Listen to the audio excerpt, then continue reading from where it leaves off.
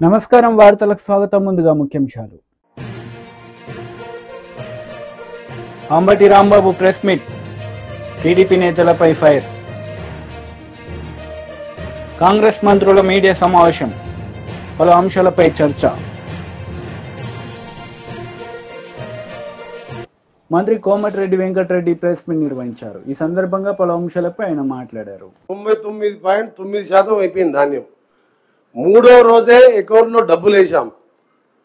కాకపోతే భువనగిరి కొన్ని ప్రాంతాలలో, ఉత్తర తెలంగాణ కొన్ని ప్రాంతాల్లో ప్రతిరోజు ఆల్టర్నేట్ వర్షాలు రావడంతో ధాన్యం సేకరణ కొద్దిగా మిగిలిపోయింది. దాన్ని కూడా ఇప్పుడు త్వరగా పూర్తి చేసి వారం 10 రోజులనే పూర్తి చేయాలని చెప్పి క్యాబినెట్లో ముఖ్యమంత్రి గారు ఆదేశాలు ఇవ్వడం జరిగింది. మేమందరం కూడా అదే పని మీద ఉన్నాం. కలెక్టర్లకు కూడా ప్రతిరోజు ఫీల్డ్ సందర్శించాలని చెప్పి మంత్రులు కానీ ముఖ్యమంత్రి గారు ఆదేశించడం జరిగింది. అందుకని నిన్న మొన్న ఏదో ధర్నాల పేరు మీద డ్రామాలు చేసిండ్రు. అందుకనే నేను ఎలక్షన్ కమిషన్ కోడ్తో ఇవాళ క్యాబినెట్ నిర్వహించడం కాబట్టి ఎక్కువ వాళ్ళ గురించి మాట్లాడకుండా వాళ్ళ రైతుల గురించి ఏం చేసిందో తెలుసు. 1 లక్ష రూపాయల రుణమాఫీ అంటేనే 6-8 విడతలు చేసినప్పుడు ఇవాళ మా ముఖ్యమంత్రి మేము ఆగస్టు 15వ తారీఖు లోపు రుణమాఫీ కూడా చేయబోతున్నాం. తప్పకుండా ఈ ప్రభుత్వం ఒక ఆలోచన, ఒకటే ఎగ్జాంపుల్ చెప్పి ముగిస్తాను.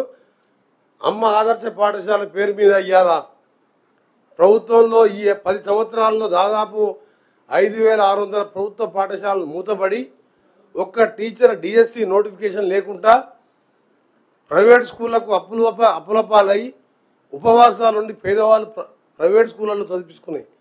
అలాంటిది ఈరోజు మేము ఎలక్షన్ మేనిఫెస్టోలో పెట్టినట్టు మార్పు రావాలి, కాంగ్రెస్ రావాలి అన్నట్టు ఈరోజు 2 వాళ్ళకి యూనిఫామ్స్ ఇవ్వడం, కానీ ఆ యూనిఫామ్స్ కూడా స్టిచ్చింగ్ చేసేది ఎవరు? సెల్ఫ్ హెల్ప్ గ్రూప్స్కే ఇచ్చాం. మొదటిగా ఒక డ్రెస్ వచ్చేస్తుంది బై 6th వరకల్లా, మళ్ళీ 15th లోపు 2వ యూనిఫామ్స్ ఇచ్చి బ్లాక్ బోర్డ్స్, పెయింటింగ్స్, బాత్రూమ్స్తో సహా ఈరోజు విద్యారంగాన్ని 10% బడ్జెట్లో 20,000 కోట్లు పెట్టిన ఇది ఇందిరమ్మ ప్రజాప్రభుత్వం. ఇది తప్పకుండా మేము చెప్పిన కార్యక్రమాలు అన్నీ చేస్తాం. మళ్ళా 5వ తారీఖు రోజు సుదీర్ఘంగా మాట్లాడతాం. అప్పటికి మీకే తెలుస్తుంది ఆ రోజు రిజల్ట్. క్లారిఫికేషన్ పొంగులేటి గారు, మీరు ఇందాక తెలంగాణ ఆవిర్భావ దినోత్సవాన్ని ఘనంగా చేస్తామంటున్నారు. గత ప్రభుత్వ హయాంలోనే దశాబ్ది ఉత్సవాల పేరు మీద బీజేపీ లీడర్ మీడియా సమావేశం నిర్వహించారు. ఈ సందర్భంగా పలు అంశాలపై ఆయన మాట్లాడారు. తప్పకుండా మూల్యం చెల్లించక తప్పదు, కానీ తక్షణమే ఈ 310 జీవోలో ఎవరెవరికైతే అన్యాయం జరిగిందో అవన్నీ కూడా రెక్టిఫై చేయాలని చెప్పి నేను డిమాండ్ చేస్తా ఉన్నా. చివరగా ఈ ప్రభుత్వం అతి తక్కువ కాలంలో ప్రజల చేత చీకొట్టించుకుంటామన్న ప్రభుత్వం ఇది. ఈ ముఖ్యమంత్రి గారు ఏం మాట్లాడతాడో ఏం చేస్తాడో అర్థం కాని పరిస్థితి. చివరికి మొన్న ఒక ఆయన అడుగుతున్నాడు, తెలంగాణ రాష్ట్రంలో మహిళలకు, తెలంగాణ మహిళలు కూడా చదువుకున్న వాళ్ళు ఉంటారు కాబట్టి మహిళలకు ప్రతి నెల భృతి 2,500 రూపాయలు ఇస్తా అని చెప్పారు. అనేక హామీలు ఉండే కానీ ఇంకోటి 2,500 రూపాయల హామీ అమలు చేయడానికి కాంగ్రెస్ పార్టీ సత్తా లేకపోతే మరోసారి దేశాన్ని చీటి చేసే దాంట్లో 8,500 రూపాయలు ప్రతి మహిళకు నెలకు భృతి 8,500 రూపాయలు ఇస్తా అని చెప్పింది. అంటే అలవి కాని హామీలు ఇవ్వడంలో, సిద్ధహస్తులు, మోసపు మాటలు చెప్పడంలో ఇక నిష్ణాతులు కాంగ్రెస్ పార్టీ నాయకులు అయిపోయింది. నేను ఒకటే ఈ సందర్భంగా నిరుద్యోగ యువకులకు, ప్రభుత్వ ఉద్యోగులకు, రిటైర్డ్ ఉద్యోగులకు, ప్రైవేట్ స్కూళ్ళల్లో కాలేజీలో పనిచేసినటువంటి టీచర్స్కి, రేపు పట్టభద్రుల ఎన్నికల్లో పాల్గొనేటువంటి మీరు వాటి మీద, ఈ సమస్యల మీద కొట్లాడగలిగే పార్టీ ఇవాళైతే బీఆర్ఎస్ పార్టీ లేదు. కొట్లాడితే, చట్టసభలు నిలదీస్తే భారతీయ జనతా పార్టీ తప్ప మరొకటి కాదు. ఇంతకుముందు కాంగ్రెస్ పార్టీ అభ్యర్థి ప్రశ్నించే గొంతు అని మాట్లాడాడు. ఇవాళ ప్రశ్నించే గొంతు కాదు, అది అధికారానికి కొమ్ము కాసేటువంటి పార్టీ తప్ప, నాయకుడు తప్ప ఇంకోటి కాదు. కాబట్టి నేను ఒకటే మీ అందరికి విజ్ఞప్తి చేస్తున్నా, ఇవాళ ఏ సమస్య పరిష్కారం కావాలన్నా కూడా ఇవాళ అంగన్వాడీ టీచర్లు 18,000 రూపాయల జీతం ఇస్తా అని చెప్పిండు. 13,000 సరిపోదు, 18,000 తక్షణం ఇస్తా అని చెప్పిండు. ఇవాళ కాంట్రాక్ట్ ఉద్యోగుల, అవుట్సోర్సింగ్ ఉద్యోగుల, ఇవాళ కాలేజీలలో రీఎంబర్స్మెంట్ సమస్య, ఉద్యోగులకు ఈహెచ్ఎస్ సమస్య, ఇవాళ పిఆర్సీ సమస్య, పాత ఏరియాస్ పేమెంట్ చేసే సమస్య, కేజీబీవీ స్కూళ్ళలో పనిచేసేటువంటి సిఆర్టీల సమస్య, ఇవాళ ఆశా వర్కర్ల సమస్య, సెకండ్ ఏఎన్ఎంల సమస్య, గ్రామ కార్యదర్శి సమస్య, విఆర్ఏల సమస్య, విఆర్ఓ సమస్య, ఆర్టీసీ కార్మికుల సమస్య, టీచర్ల సమస్య, ఏ సమస్య మీద మళ్ళీ లేవనెత్తాలన్నా కొట్టాలన్నా భారతీయ జనతా పార్టీ మాత్రమే. కాబట్టి ఇవాళ భారతీయ జనతా పార్టీ అభ్యర్థిగా ప్రేమేందర్ రెడ్డి గారు మీ ముందు ఉన్నాడు. కాబట్టి మీరు మద్దతు ఇచ్చి ఇవాళ గెలిపించండి. ఇవాళ మీ అందరి సమస్యలకి మేము అండగా ఉంటామని చెప్పి ఈ సందర్భంగా వేడుకుంటూ 27వ తారీఖు నాడు జరిగేటువంటి ఎన్నికల్లో ఇవాళ ప్రలోభాలను పక్కకు పెట్టి, దబాయింపులను నెట్టిపడేసి, ఇవాళ కొనుక్కుని వెలగట్టే పద్ధతిని పాతరేసి, ఇవాళ తెలంగాణ ప్రజల ఆత్మగౌరవ బావుటకు ప్రతీకలుగా ఉన్నటువంటి, సమాజాన్ని సున్నితంగా పరిశీలించేటువంటి మేధావులుగా మీరు ప్రేమేందర్ రెడ్డి గారికి ఓటేసి గెలిపారు. YCP leader Ambati Rambabu media సమావేశం నిర్వహించారు. ఈ సందర్భంగా పలు అంశాలపై ఆయన మాట్లాడారు. పురంధరేశ్వరి గారి ఎలిగేషన్స్ మీద ఎన్నికల కమిషన్ న్యాయం అనుకుని ఎక్కడైతే మార్చిందో అక్కడే అల్లర్లు జరిగాయి, అక్కడే సస్పెన్షన్లు జరిగాయి, అక్కడే మళ్ళీ కొత్త అధికారులు వేశారు, అక్కడే స్పెషల్ ఇన్వెస్టిగేషన్ టీం వేసి విచారణ జరపవలసినటువంటి పరిస్థితి ఏర్పడింది. అంటే ఫ్యాక్ట్స్ ఏంటో ఆలోచించమని ఈ సందర్భంగా నేను ప్రజల్ని కోరుతున్నా. అదే విషయాన్ని సిట్ వారికి కూడా వివరించడం జరిగింది. దీని వెనకాల అక్కడ ఉన్నటువంటి అధికారులు ఎవరైతే పూర్తి అవగాహన ఉందో ఆ జిల్లాల్లో వారిని సడన్గా మార్చేశారు. కొత్తగా ఎస్పీలను తీసుకొచ్చారు. వాళ్ళకి అవగాహన లేకపోవటం కావచ్చు, లేదా కొల్యూషన్ అయ్యారనేటువంటిది కూడా అనుమానం ఉంది. ఎందుకంటే ఇద్దరు సస్పెండ్ చేశారంటే మెటీరియల్ ఉంటే కదా సస్పెండ్ చేసేది ఎలక్షన్ కమిషన్. ఒక ఐపీఎస్ అధికారులని సస్పెండ్ చేయడం అంటే it is not a small issue. ఎన్నికల సమయంలో ప్రజాస్వామ్యానికి విఘాతం కలిగినటువంటి సందర్భం ఆంధ్ర రాష్ట్రంలో ఒక దారుణమైనటువంటి పరిస్థితి వాళ్ళు ఏర్పడింది. పోలీసు యంత్రాంగం పూర్తిగా విఫలమైంది. విఫలమైతే పర్వాలా సరి చేసుకోవచ్చు. కొల్యూడయింది తెలుగుదేశం పార్టీతో. వారి దగ్గర బ్రైబ్స్ తీసుకున్నారు. తీసుకుని ఎన్నికల్లో తెలుగుదేశాన్ని గెలిపించడం కోసం తెలుగుదేశం వారు పన్నినటువంటి పన్నాగంలో పావులుగా పోలీసులు పనిచేశారు. అంటే దాని అర్థం ఏంటి? కంచె చేను వేసినట్టు కదా. ఎన్నికల సమయంలో శాంతి భద్రతలు కాపాడాలి, బూతులు ఆక్యుపై చేసుకోకుండా ఉండాలి, తగాదాలు జరగకోకుండా చేసుకోవాలి. బూతులు ఆక్యుపై చేసుకున్నారు, తగాదాలు జరిగాయి, తలకాయలు పగిలాయి, కొన్ని ఆస్తులు ధ్వంసం అయ్యాయి. కొన్ని గ్రామాల్లోని ప్రజలు ఇప్పటికి కూడా ఆ గ్రామాలకు రానటువంటి దౌర్భాగ్యమైనటువంటి పరిస్థితి ఏర్పడింది. ఇది చాలా దురదృష్టకరమైనటువంటి పరిస్థితి. భారత ప్రజాస్వామ్యంలో చాలా అరుదుగా, ముఖ్యంగా ఆంధ్రప్రదేశ్లో చాలా అరుదుగా జరిగేటటువంటి సంఘటన. దీనికి బాధ్యత వహించవలసింది పోలీసు యంత్రాంగం. దానికి బాధ్యత వహిస్తున్నారు కూడా. ఇవాళ పోలీసు యంత్రాంగాన్ని ఎంక్వైరీ చేయమని మరి ఎన్నికల కమిషన్ ఆదేశించిందంటే it's not a small issue. కాబట్టి ఆ విషయాలనే మేము ప్రత్యేకంగా చెప్పడం జరిగింది. ఇంకొక అంశం ఏంటంటే ఎన్నికల సమయంలో జరిగినటువంటి దౌర్జన్యకాండకు సంబంధించి మేము మా పార్టీ వాళ్ళు కేసులు ఇస్తే ఆ కేసులు తీసుకోవడం కావాలి. ఇప్పుడు మన కౌంటర్ కేసులు తీసుకుంటున్నారు బ్యాలెన్స్ చేయడానికి. కేసు కౌంటర్ అంటే రెండు మీరు పెట్టారు కాబట్టి మేము కూడా పెడతాం అనేటువంటి ఒక ఫాల్స్ కేసెస్ చేస్తున్నారు. అంతేకాకుండా సెక్షన్స్ 324 వేయాల్సింది కూడా 307 వేసేస్తున్నారు. మా మీద వేసి గందరగోళం చేస్తున్నారు. ఇది వన్ సైడెడ్గా చేయాలనే ప్రయత్నం జరుగుతూ ఉంది. అందువల్లనే పోలీస్ ఆఫీసర్లను సస్పెండ్ చేశారు. మీరు చూశారు, పోలీస్ ఆఫీసర్లు సీఐని వేశారు, ఆ సీఐని సస్పెండ్ చేశారు. ఎవరు వేసింది? ఎవరు? ఎన్నికల కమిషనే. సస్పెండ్ చేసింది ఎవరు? ఎన్నికల కమిషనే. ఎస్పీని చేసింది ఎవరు? ఎన్నికల కమిషనే. సస్పెండ్ చేసింది ఎవరు? ఎన్నికల కమిషనే. సో ఈ విధంగా చాలా దుర్మార్గమైన పద్ధతుల్లో ఆంధ్రప్రదేశ్లో, ముఖ్యంగా తిరుపతి, పలనాడు, అనంతపూర్ ప్రాంతాల్లో దౌర్జన్యాలకు కారణమై పోలీసులు కొల్యూడయ్యేటటువంటి పరిస్థితి ఏర్పడింది. దీని మీద వినీత్ బిర్జాల్ గారికి మేము వివరించడం జరిగింది. ఫాల్స్ కేసెస్ నివారించండి, 307లో అనవసరం చేస్తే వాటిని నివారించండి. అవసరమైతే కాల్ డేటాలు ఎవరైతే ఎస్ఐల దగ్గర సిఐల దగ్గర వీళ్ళ దగ్గర కాల్ డేటాలు మీరు సేకరించండి.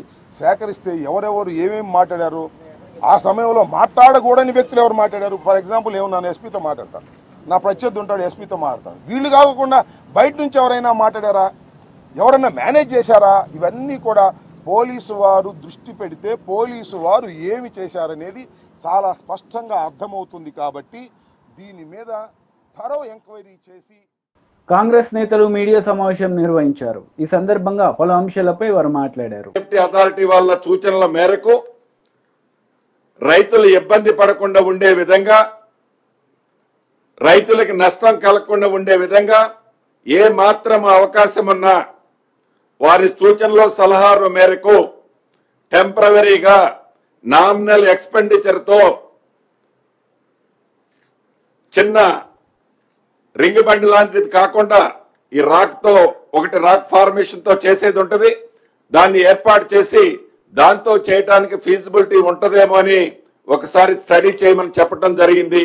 దానికి మెయిన్ ఉద్దేశం ఈ రాష్ట్ర ప్రభుత్వం గత ప్రభుత్వం ఏదైతే ఖర్చు పెట్టిందో ఆ ఖర్చు పెట్టిన డబ్బు వృధా పోకుండా ఉండే విధంగా ఏ మాత్రం అవకాశం ఉన్నా నిపుణుల సూచనల మేరకు దాన్ని టెంపరరీ అరేంజ్మెంట్స్ చేసి నీటి రైతన్నలకు ఇవ్వాలన్నదే ఈ రాష్ట్ర ప్రభుత్వం యొక్క ముఖ్య ఉద్దేశం. వీటితో పాటు మిగతా అనేక అంశాలు చర్చిస్తూ తెలంగాణ రాష్ట్రాన్ని ఇచ్చింది ఆనాడు శ్రీమతి సోనియా గాంధీ గారు. కాంగ్రెస్ పార్టీ తెలంగాణ రాష్ట్రాన్ని ఇచ్చి 10 సంవత్సరాలు అయింది. రేపు జూన్ 2 వస్తే 10 సంవత్సరాలు కంప్లీట్ అవుతాయి. కేబినెట్ లో గౌరవ ఉప ముఖ్యమంత్రి గారు బట్టి విక్రమార్క గారు ఒక తీర్మానం చేయటం జరిగింది. ఏదైతే ఆనాడు శ్రీమతి సోనియా గాంధీ గారు కాంగ్రెస్ పార్టీ తెలంగాణ రాష్ట్రాన్ని ఇచ్చి 10 సంవత్సరాలైన ఈ సందర్భంలో తెలంగాణ రాష్ట్రంలో కొత్తగా వచ్చిన ఈ తెలంగాణ రాష్ట్రానికి మొట్టమొదటిసారిగా కాంగ్రెస్ ప్రభుత్వం రాష్ట్రంలో అధికారంలో వచ్చిన సందర్భంగా ఆనాడు తెలంగాణ ప్రజల ఆశయాలను 6 దశాబ్దాల తర్వాత ఇచ్చిన ఆ సోనియమ్మని ఒక మంచి కార్యక్రమం ఇక్కడ ఏర్పాటు చేసి రాష్ట్ర అవతరణ దినోత్సవం సందర్భంగా ఒక అద్భుతమైన కార్యక్రమాన్ని ఏర్పాటు చేసి శ్రీమతి సోనియా గాంధీ గారితో పాటు రాష్ట్రంలో అనేక మంది ఆనాడు రాష్ట్ర సాధన కోసం రాష్ట్రాన్ని తెచ్చిన దాంట్లో చాలా మంది పెద్దలున్నారు. వారందరినీ పిలిచి ఒక మంచి పబ్లిక్ మీటింగ్ లాగా ఏర్పాటు చేసి దాంట్లో వారిని సన్మానించాలి అని, ఈ సన్మానించడం కోసం కేంద్ర ఎన్నికల సంఘానికి లెటర్ రాయాలని కేబినెట్ లో నిర్ణయం తీసుకోవటం జరిగింది. చివరగా తెలంగాణ ప్రజలకి, తెలంగాణ రైతన్నలకి ఒకటే చెప్పదలుచుకున్నాం. ఈ రాష్ట్రం ఏర్పడిన తర్వాత ఈ ప్రభుత్వం, ఈ ఇందిరమ్మ ప్రభుత్వం మీ ప్రభుత్వం, ప్రజల ప్రభుత్వం, ప్రజల కోసం చేసే ప్రభుత్వమే తప్ప ఇంకొక ఉద్దేశం ఈ ప్రభుత్వానికి లేనే లేదు. ప్రధాన ప్రతిపక్షం ఏదైతే రైతుల పట్ల ఇతరత్ర ఏదైతే ముసల కన్నీరు కారుస్తుందో అది 100కి 100%. టీడీపీ లీడర్ మీడియా సమావేశం నిర్వహించారు. ఈ సందర్భంగా పలు అంశాలపై ఆయన మాట్లాడారు. ఎస్పీ బిందు మాధవ్ గారి ఫ్యామిలీ పైన ఏ విధంగా ఏదో నిరాధారమైన ఆరోపణలు చేస్తూ ఉన్నారో, ఏదో మాకు వారికి సంబంధం ఉందని, ఇది పూర్తి అవాస్తవం. వారి ఫ్యామిలీ మా ఫ్యామిలీ ఎప్పుడు కూడా కలిసింది లేదు, మాట్లాడింది లేదు, ఎప్పుడు కూడా ఫోన్లో కూడా మాట్లాడింది లేదు. అసలు ఆ మనిషి అనే వారి ఫ్యామిలీ వైపు నుంచి పరిచయం ఉంది కూడా లేదు. అటువంటిది ఆధారం ఏమి లేకుండా ఈ విధమైన ఆరోపణలు చేస్తూ దీన్ని జనంలోకి తీసుకువెళ్ళడానికి ప్రయత్నించడం అనేది చాలా బాధాకరమైన విషయం. దయచేసి కొద్దో గొప్ప ఏమన్నా నిజంగా ఉంటే మాట్లాడితే కరెక్టే, కానీ ఏమీ లేకుండా ఇలా మాట్లాడటం అనేది, మాట్లాడిన దాన్ని సాక్షి పేపరు, సాక్షి టీవీ ఛానల్ విపరీతంగా పబ్లిష్ చేయడం అనేది ఇది తప్పు. దీని గురించి దయచేసి సిట్ వారిని కోరుతా ఉన్నా. నేను మామూలుగా అయితే ఏదో దీని గురించి తప్పించుకొని చేయొచ్చు, అలా కాకుండా నేనే సిట్ వారిని లెటర్ రాస్తా ఉన్నా. అయ్యా, మా ఫ్యామిలీ వైపు నుంచి కానీ వాళ్ళ ఫ్యామిలీ వైపు నుంచి కానీ ఏమైనా పరిచయం ఉంటే దయచేసి ఇప్పుడు కాదు, ఈ నెల రోజుల నుంచి కాదు, గడిచిన 4-5 సంవత్సరాల నుంచి ఏమైనా పరిచయం ఉన్నా, ఇప్పుడు నేను కలిసినా, ఇప్పుడు నేను ఫోన్లో మాట్లాడినా దయచేసి అది బయట పెట్టాలని చెప్పి కోరుతా ఉన్నాను. ఇంతకంటే ఓపెన్గా ఎవరు కూడా ఛాలెంజ్ చేయలేరు, అంత ఓపెన్గా నేను ఛాలెంజ్ చేస్తూ ఉన్నాను.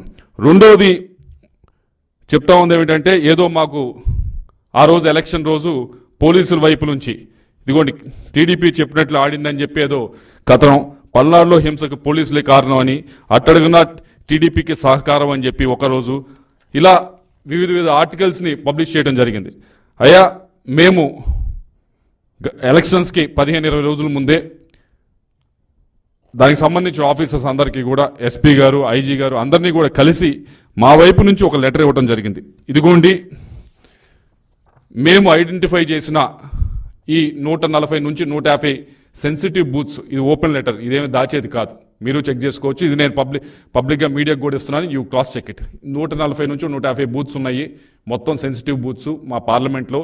దీనికి సంబంధించి మీరు కొద్దిగా బందోబస్తు అనేది జాగ్రత్తగా చేయాలి అని చెప్పడం జరిగింది. చెప్పినప్పుడు ఇంకో విషయం కూడా చెప్పాం, మేము ఇవ్వటమే కాదు, అటువైపు పార్టీ వాళ్ళు కూడా ఇస్తారు. ఒక 140, 150 ఈ 300 బూత్స్ని మీరు సరిగ్గా మ్యాన్ చేస్తే చాలు, ఇక్కడ ఎటువంటి ఇబ్బందికరమైన సంఘటనలు జరగవు, ఎటువంటి వైలెన్స్ జరగదని చెప్పి మేము ఇవ్వటం జరిగింది.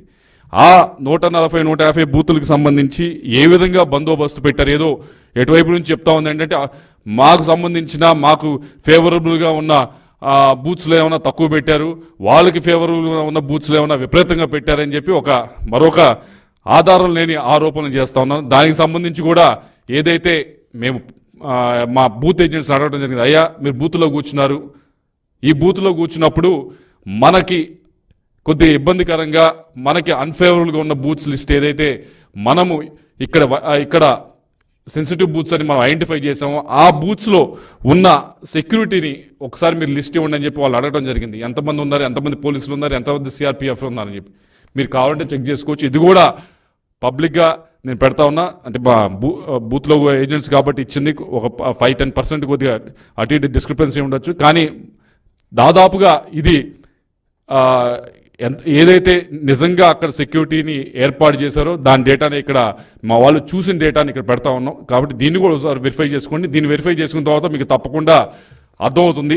ఎందుకంటే దీంట్లో కూడా మేము ఇక్కడ పెదకూరపాటు చూసారంటే దాదాపుగా 20 బూత్లు ఇస్తే దీంట్లో దాదాపు 17 బూతులు ఒక్క కానిస్టేబుల్నే మేము సెన్సిటివ్ బూత్స్ అని ఐడెంటిఫై చేసిన దాంట్లో 20 బూతుల్లో 17 బూతుల్లో ఒక్క కానిస్టేబుల్ మాత్రమే పెట్టడం జరిగింది. ఇలా ప్రతి నియోజకవర్గాన్ని ఇచ్చాం, నర్సరావుపేట ఇచ్చాము, అలాగే సత్తెనపల్లి ఇచ్చాం, మాచర్లు ఇచ్చాము. అన్ని బూతులు కూడా ఇది కూడా ఏదో సీక్రెట్గా ఉంచేది కాదు, ఇది కూడా ఓపెన్గానే మేము పెడతా ఉన్నాం.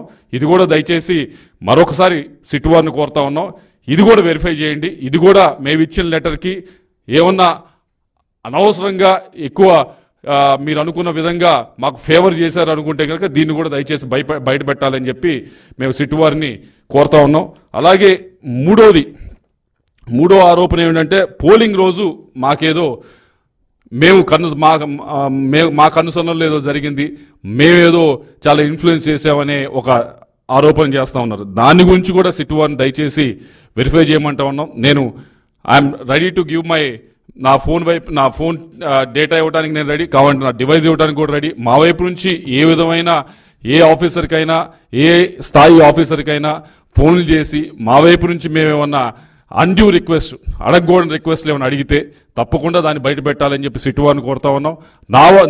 నా వరకే కాదు, నా చుట్టుపక్కల ఆ రోజు ట్రావెల్ చేసిన వారి అందరికీ కూడా మీరు దయచేసి కాల్ డేటా రికార్డ్ చేయండి, తీసుకొని వాటిని వెరిఫై చేసి ఇవన్నీ కూడా బయట పెట్టాలని చెప్పి కోరుతా ఉన్నా. ఎందుకు ఇంత ముందుకు వచ్చి ఈ 3 కూడా అడుగుతా ఉన్నామంటే దీన్ని ఏదో అనవసరంగా ఎలక్షన్ సమయంలో అనవసరంగా మన చేతిలో లేని విధంగా జరిగిన దానికి ఇదేదో పూర్తిగా మేమే చేసాం, ఎంపీగా ఉండి నేనే చేశానని చెప్పి నా పైన ఆరోపణలు చేయటం కానీ దానికి ఒక కులం రంగు పూయటం కానీ ఈ విధంగా గడిచిన 4-5 రోజుల నుంచి కూడా ప్రతిపక్షం అధికార పక్షం ఏదైతే ఉందో వైఎస్ఆర్ కాంగ్రెస్ పార్టీ అది చేస్తూ ఉంది. ఇది ముమ్మాటికి తప్పి. నేను గడిచిన 5 సంవత్సరాల నుంచి కూడా నర్సరావుపేట ప్రజలు, పల్నాడు ప్రజలు నన్ను చూశారు, ఏ విధంగా బిహేవ్ చేశాను, ఏ విధంగా ముందుకు వెళ్ళానని చూశాను. ఎవరైనా మిగతా వాళ్ళు 2+2 3+2 గన్మెన్లు పెట్టుకొని తిరిగారు. కనీసం నేను గన్మెన్లు కూడా నేను వద్దంటే తప్పక ఒక గన్మెన్ ఇచ్చి నాకు ఇప్పించడం జరిగింది ఆ రోజు ఎస్పీ గారు. నేను ప్రశాంతంగా చాలా ఫ్రీగా జనంతో కలిసి తిరగటం జరిగింది. అలా తిరిగే మనిషికి మీరు అనవసరంగా ఇటువంటి ఆపాదించడం అనేది కరెక్ట్ అయిన విషయం కాదు. ఏదో ఒక కులానికో లేకపోతే ఒక మతానికో ఒక వర్గానికో నన్ను పరిమితం చేయడానికి ఆ విధంగా ప్రజల్లోకి తీసుకువెళ్ళడానికి పల్నాడు ప్రజల్లోకి తీసుకువెళ్ళడానికి ప్రయత్నిస్తూ ఉన్నది. ఇది ముమ్మాటికి అవాస్తవం. దీన్ని పూర్తిగా సిట్టు వైపు నుంచి మీరు ఏదైతే విచారణ చేస్తూ ఉన్నారో దయచేసి దీని లోతులోకి వెళ్ళి ఏ విధంగా అయినా నా వైపు నుంచి ఈ ఆఫీసర్ని ఏ ఆఫీసర్నైనా పైనుంచి కింద దాకా ప్రతి ఆఫీసర్ని మీరు క్షుణ్ణంగా మా వైపు నుంచి కాల్ డేటా ఇస్తాం. తప్పకుండా పరిశీలించండి. మేము కలిసిన వివరాలు అడిగితే తప్పకుండా ఇస్తాం. పరిశీలించండి. ఏ విధంగా అయినా ఇన్ఫ్లుయెన్స్ చేసామంటే తప్పకుండా అది పబ్లిక్ డొమైన్లో పెట్టండి. వార్తలు ముగించే ముందు ముఖ్యాంశాలు మరోసారి. Ambati Rambabu press meet, TDP నేతలపై ఫైర్. కాంగ్రెస్ మంత్రుల మీడియా సమావేశం, పలు అంశాలపై చర్చ. ఈ వార్తలు ఇంతటితో సమాప్తం. తిరిగి ప్రసారమయ్యే వార్తల్లో మళ్ళీ కలుద్దాం. అంతవరకు సెలవు. నమస్తే.